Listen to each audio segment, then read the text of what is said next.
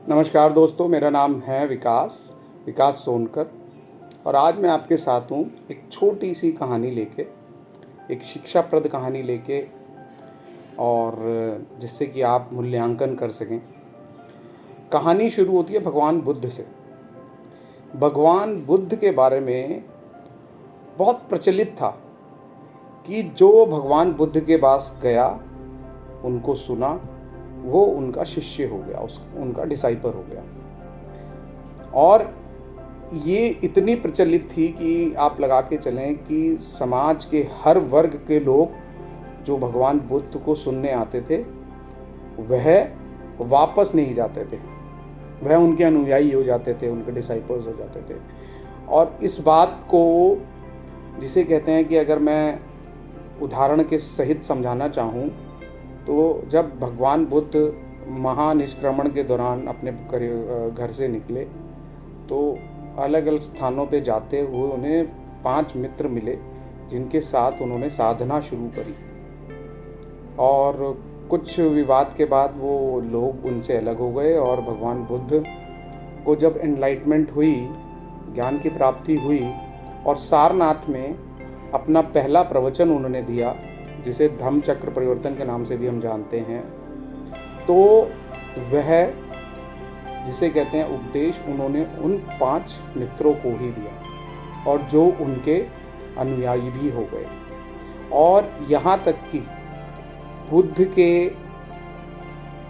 परिवार में भी उनके बहुत अनुयायी हुए, यहाँ तक कि उनके चचेरे भाई, उनके बेटे राहुल और उनके मित्र, जितने भी उनके मित्र थे, वो भी उनके शिष्य हो गए। ये इस चीज़ को सत्यापित करता है, वैलिडेट करता है कि भगवान बुद्ध के बारे में जो बातें कही गईं, वो, जिसे कहते हैं कि सही थी, कि जिन्होंने उनको सुना और वो उनका अनुयायी हो गया। लेकिन इस कारण हुआ क्या कि इसका कारण समाज में असंतुलन पैदा होने लगा। गृहस्थ लोग, जिनके ऊपर परिवार की जिम्मेदारी थी, जो लोग सेना में थे, या जो लोग अन्य व्यवसायों में थे, जो भी भगवान बुद्ध को सुनते थे, वह उनके अनुयायी हो जाते थे। और अनुयायी हो जाते तो घर बार को छोड़ देते थे, निर्वाण के लिए लग जाते थे, धम्म और संघ में आ जाते थे। तो इस असंतुलन को जब समकालीन राजाओं ने और आसपास के देश के लोगों ने देखा, और जो सब भगवान बुद्ध की बहुत इज्जत और सम्मान करते थे, उन्होंने भगवान बुद्ध से रिक्वेस्ट की, उनको प्रार्थना की कि ऐसा ऐसा हो रहा है, और इस असंतुलन को के लिए कोई समाधान निकाला जाए। तो भगवान बुद्ध ने भी इस बारे में सोचा, और सोचने के बाद उन्होंने एक फार्मूला दिया। उन्होंने कहा कि, क्लियरली बताया कि कौन लोग धम्म को या संघ को या बुद्ध को ज्वाइन कर सकते हैं और कौन नहीं कर सकते हैं। तो कौन नहीं कर सकते हैं उसके मैं आपको कुछ उदाहरण देता हूँ। जैसे जो सेना के लोग हैं, वह बुद्ध को ज्वाइन नहीं कर सकते हैं।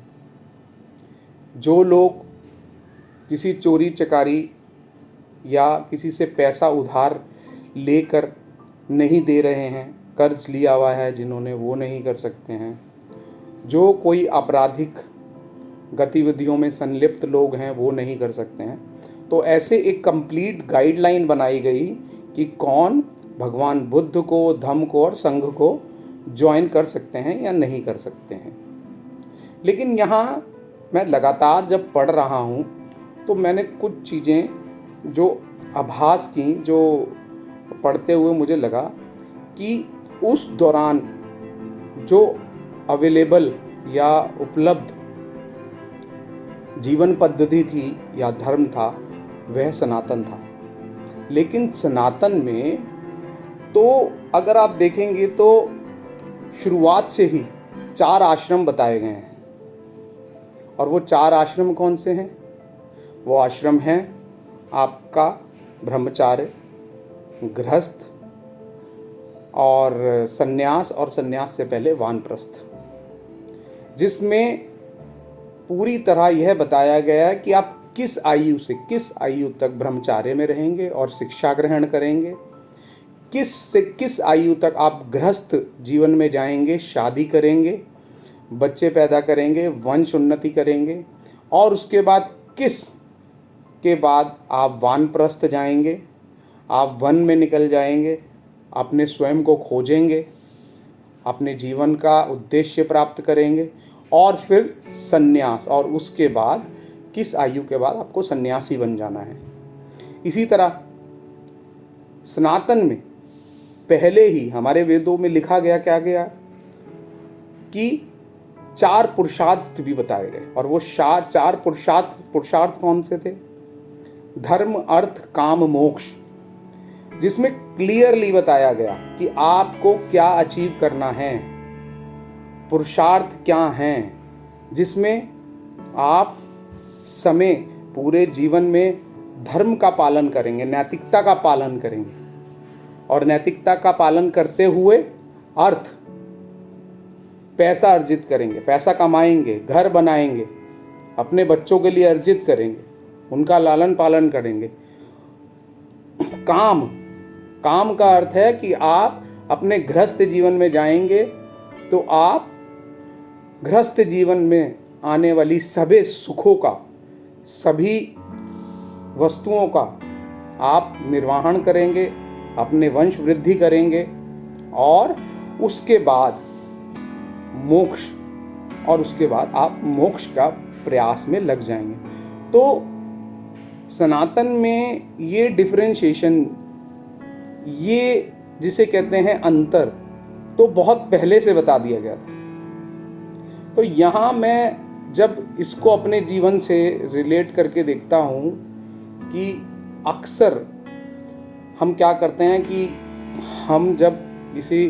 हम जवान हो रहे हैं, बड़े हो रहे हैं, तो हमारे सोचने का तरीका अपना है, तो हम क्या कर रहे होते हैं कि हमें ये लग रहा होता है कि जो पुरानी चीज़ें थी वो उतनी जिसे कहते हैं कारगर नहीं है, आज के समय में उतनी ठीक नहीं है, और इसके लिए नई रिसर्चेस की ज़रूरत है। ठीक है, और ये बिल्कुल सही बात है, समय के अनुसार चीज़ें बदलती हैं। ठीक है, लेकिन कुछ फंडामेंटल्स चीज़ें होती हैं जो नहीं होती हैं। जैसे अक्सर मैं फील किया करता था, मैं आज फील कर रहा हूँ कि मैं क्या किया करता था कि मेरे जो बड़े भाई थे, मेरे चाचा थे, मेरे पिता थे, माता जी थी, जो बातें वो मेरे को कहा करती थी और जिनका मैं विरोध किया करता था, आज मैं 50 की आयु के आसपास हूँ, मैं फील कर रहा हूँ कि वो ही सारी चीज़ें मैं कर रहा हूँ, अपना रहा हूँ, दोहरा रहा हूँ। उन्हीं चीज़ों को मैं दोहरा रहा हूँ क्योंकि शायद वो ही सही थी। मैं यहाँ मेरी इस कहानी का उद्देश्य ये नहीं है कि किसी चीज़ को सही या गलत साबित किया जाए। मेरे लिए भगवान बुद्ध भी उतने ही पूजनीय हैं जितने सनातन या दूसरे धर्मों के देवी देवता हो, और उनको मैं सबसे ज़्यादा बुद्ध को पढ़ता हूँ, मैं सबसे ज़्यादा बुद्ध को पढ़ता हूँ। लेकिन भगवान बुद्ध ने ही लगातार सवाल पूछने पर जोर दिया है, तार्किक रहे हैं वो, और जब उन्होंने ये समस्या फेस की तो उन्होंने पूरा एक फार्मूला सेट किया, और वो फार्मूला भी कहीं ना कहीं जब आप बैठेंगे, समझेंगे, देखेंगे, तो वही हमारे 4 आश्रम और 4 पुरुषार्थ से आपको प्रभावित लगेगा। और बाद में अगर आप देखेंगे तो जिसे कहते हैं कि आपका बुद्ध धर्म में भी विकास हुआ, बदलाव हुए, उनकी डिफरेंट शाखाएं बनी, जिसमें हीनयान, महायान या वज्रयान बाद में हुई, उसके बाद नवयान।